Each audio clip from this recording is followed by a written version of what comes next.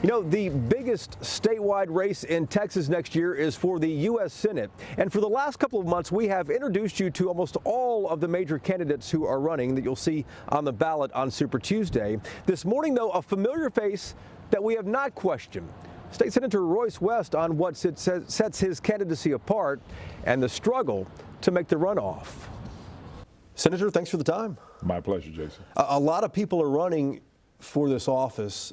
How does your candidacy separate itself from everybody else? How are you different? I've been able to get the endorsement of the Taino Democrats, which show that I have support within the Latino community, the Latinx community. I was able to land the endorsement of the mayor of the largest city in the state of Texas, Sylvester Turner. And so you can see that even leaders in the Harris County area that know me, that have worked with me, that they're coming on board now. And you got to remember, he just finished his re-election bid for a second term as mayor. And you're known for that in the Senate as well, too, for your years in the Senate of bringing people together, and as a Democrat, being able to get things passed in the Republican chamber, too. But I want to ask you, at a minimum, the goal is to get into the runoff. That's exactly right. There are a lot of people in this race. That's why it's going to be a runoff. How hard is it going to be to get into the runoff? You know, I don't know. I have to just assume it's going to be very hard and keep on working. You may have noticed you hadn't seen me in Dallas in North Central Texas for a while, and the reason is because I'm going around the state of Texas. I've been to Amarillo, Midland, Big Springs, Texas, the Valley, El Paso, all over the state. So that's what I'm doing right now to make certain that those persons that don't know me get an opportunity to meet me. What kind of reaction have you had? I've gotten very positive reaction. I went to Lufkin, Texas, as an example, thinking there may be 10, 15 people to show up. There were probably 75 people that showed up. And I've got great response from those persons, a very diverse crowd, and got great response from them. You mentioned endorsements a moment ago. You went to Washington, D.C. not too long ago to meet with national Democrats as well, but they ended up endorsing one of your opponents. I went to... Why do you think that was? Well, here's the deal. I went to let them know that I wanted to run for the United States Senate, and just told them, met them, and never heard anything back from them at all. I never was interviewed, anything like that. But, you know, they made a decision. They're trying to decide, they want to make certain that they decide who the candidate is here in the state of Texas that face John Cornyn.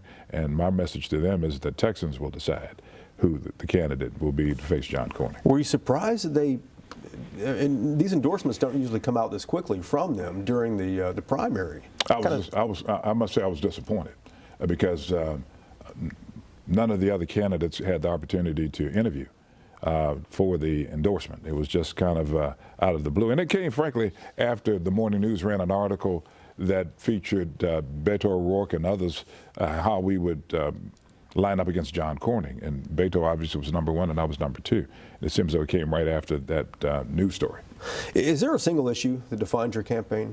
One topic out there that you would tell voters? I can't just say one, I'd say two. Okay. When I come back 6 years from now after being reelected, I want you to measure me on whether I did anything to get health care solved in this country, and whether or not I was able to get a minimum livable wage of $15 an hour. And last thing I want to ask in our final moments here too, last week in Fort Bend County, Democrats were really hoping to get the state house seat that John Zerwas is leaving. They didn't get the seat. They lost it by 16 percentage points. A lot of people thought it was going to be a bellwether for what's going to happen later this year. What's your reaction to that? And what do you think that means to the work that Democrats must do later this year? Well, I think it's real clear that if it's a bellwether, then it's kind of rang the bell for Democrats. I put it like that. And we've got a lot of work to do in order to be successful in November. And so I think that we'll rise to the occasion. You think so? Oh, yes. How hard is that going to be, though? I mean, it's money, it's turnout, it's all that stuff, and that's what Democrats have struggled with in the state. You haven't in your district, though. Well, you know, it's going to be very difficult. But just because it's hard, that doesn't mean that we don't put our shoulder to it and get it done. All right. Senator, thank you for the time. My pleasure.